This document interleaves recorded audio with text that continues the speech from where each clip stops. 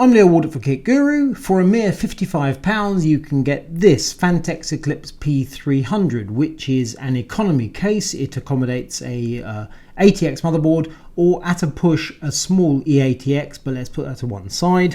And it is budget. It contains a bunch of little features which are neat touches, but the most obvious thing is you get tempered glass panel on the side. It's slightly tinted, so the innards are hidden from view, kind of. It also has the basis of a lighting system. So we've got at the top the power button has a ring around it, and here's a little lighting touch just there, which looks fairly mundane. There's some other stuff going on with the core chassis, which is not that obvious to the eye, but Phanteks is really pleased that the innards of the system are built from one sheet of steel. So the power supply cover and the inside of the core chassis are all one piece of steel. Fewer parts, cheaper. Obviously, to the end user, it makes no difference if a power supply cover is riveted in place or formed from the same piece as the motherboard tray. But to Phanteks, it makes a big deal. But the lighting, which is the bit that is of more interest to us, I've actually put a couple of extras inside this case. They're not currently connected. So I'm going to first connect the Halo's fan ring, which is this fella here. The fan in the front is a Noctua 120mm fan. Noctua is famous for being just as dull as anything to look at because they're sort of dark brown and beige in colour. They don't do RGB. And that fan frame, the LED fan frame, adds LEDs to your otherwise boring fan. So if I just connect that into the lighting system, we get this. I'll just take off the glass to give a better view of what's going on inside. 4 simple thumb screws.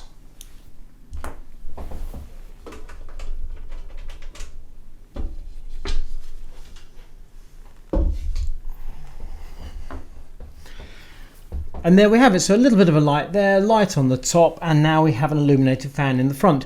This case comes with one fan in the rear, 120mm. You also have fan mounts in the front for 120/140x2, and one fan in the roof. So you could, if you choose to use either regular RGB fans or indeed the Halo's fan frame, you could illuminate whichever of those fans you choose. I've just gone for the front because it seemed to me this case could use a bit of air cooling at the front. But that's only part of the deal. I've also put inside the case a 1 meter Phanteks RGB LED strip, which is kind of wrapped around the periphery and across the roof. If I now connect that, we now have Disco Fandango. The lighting is controlled from a button on the top of the case in the I/O next to the 2 USB 3s and the headset jacks. It's fairly limited, so you've got 7 colours. You've also got 3 modes, so you can either have static, breathing, or cycle through all the colours, or indeed you can press hold the button and turn it off. Slightly disappointingly, Phanteks offers an adapter so you can hook this lighting system into an RGB controller on your motherboard, or a Mystic lighting or whatever. However, that adapter does not yet appear to be available.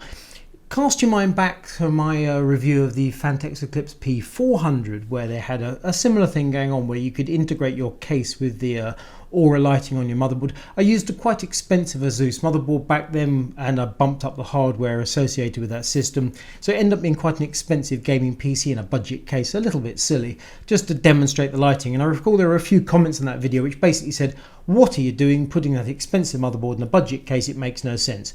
Okie dokie. In this instance, I haven't gone for the Aura lighting because that adapter is not available. I'm going to guess the adapter would not cost a lot. As to how many people would buy an Aura motherboard for a cheap case, that is a different question, and a good question. As things stand, we've got a £55 case, £10 for the Halo's fan frame, and £15 for the lighting strip, so 80 quid. The Halo's fan frame is £10 for the basic plastic 120mm, slightly more for 140, and if you want the posh versions, which are aluminium, a few quid more. So were you buying 2 or 3 or 4 of them, that would start to add up. For one, cheap. And the effect is very pleasing. What else do we have going on? So it's a steel exterior case, in other words not plastic. Okie dokie. I have to say, standing here I couldn't tell you what it's made of. It just looks okay. The only colour available is black. The front panel pops off very easily. Two push pins at the bottom and 2 at the top. Slightly curiously, it is not symmetrical, so you can't put it on that way up, even though it appears that you can. You've got a sloping front, top and bottom. But internally, you've got one sloping air filter there. The top air filter is horizontal. Pop that out, give it a wash, and you're good. The bottom is sort of fixed in place, and you have to pop it out to get access to clean it, but not difficult, and it works perfectly well. Now you might think that a case that's got sort of what looks like relatively restricted intakes might not flow air too well. However, with my Ryzen 7 1700 processor and my GTX 980, temperatures under load, CPU 50, GPU 71, no complaints whatsoever. That's a Noctua U12 air cooler on the Ryzen. It's an Asus Z370 Prime motherboard, and the SSD I'm using happens to be an M.2 Samsung, so it's actually on the motherboard, which is only significant because I'm about to talk about the mounts. The other major piece of hardware is the Seasonic Prime titanium power supply, which is also significant when we turn to the back. So installing the motherboard straightforward, access to the various headers and such like along the bottom above the power supply cover worked well, all happy. I would have had two drive caddies in the front, these caddies here going like so they'd sit like this in other words. However, I've removed them. This is the bracketry that retains them, so these go in like so. And then they slide in like that, which means that these drive bays take up this much space. I've removed them because the power supply does take up a significant amount of the space in the bottom of the case. Even though the Prime Titanium is not a large power supply, but it is modular. Modular power supplies, because the connections require more space than a non-modular power supply. That's just the way of the world. So because I'm using a quality power supply, I have less space. I didn't want to install a hard drive. It was just easier just to take out those drive bays. If you want maximum drive bays, you're going to have to give some consideration to the balance between your storage and your power supply. That's just a fact of life. Having said that, I'm quite sure I could have got a hard drive in there had I really worked on the cabling. I just really didn't want to waste the effort. Around the back of the system, if I pull off the rear cover,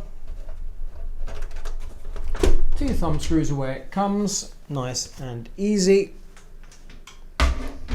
And we've got mounts for 2 drop and lock SSD bays, usual Phanteks stuff, but they only supply one. Again, that's the usual Phanteks way. So you can either choose which position this goes in, or you can buy a second of these sleds should you want to mount a second SSD. Seems like a reasonable thing to me. I doubt many people are going to want to install 2.5-inch SSDs or indeed hard drives in this system.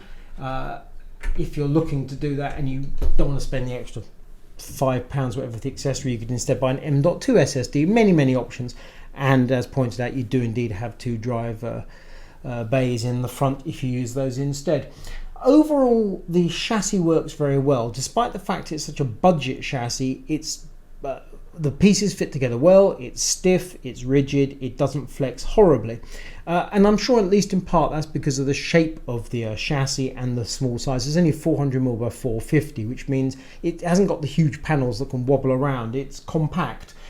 Cable management is perfectly acceptable. There's a decent channel on the back where you have the hook and loop straps to hold your cables in place. Happy with that. Negative points would be the holes for cable management to feed the cables through are tight, but then modular power supply tend to have slightly more bulky cables. So again, that's because I'm using a proper power supply. If I'd used a cheaper power supply, I'm sure it would have been easier.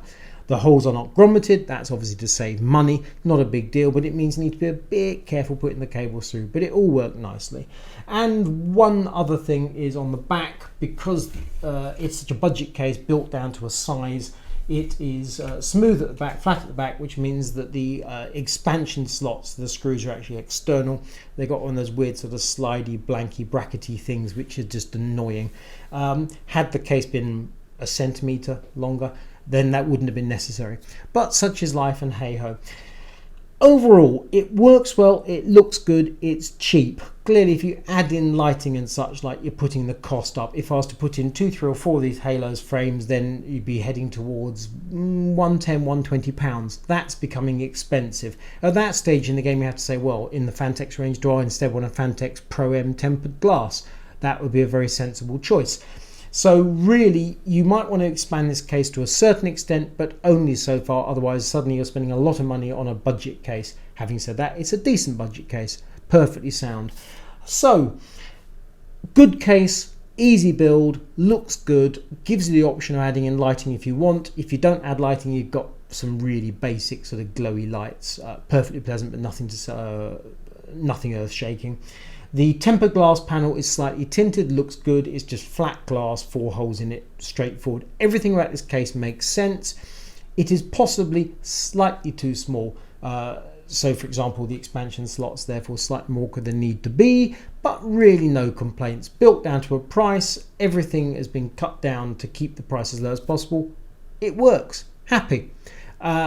Yet another winner from Phanteks, and we've had the P400, now the P300, perhaps in future on the P200, in which case I wonder what on earth that's going to deliver. Look forward to that. If you like this video, thumbs up. If you don't, thumbs down. If you want more from Kit Guru, click to subscribe. I'm Neil Walder for Kit Guru. This is Phanteks Eclipse P300.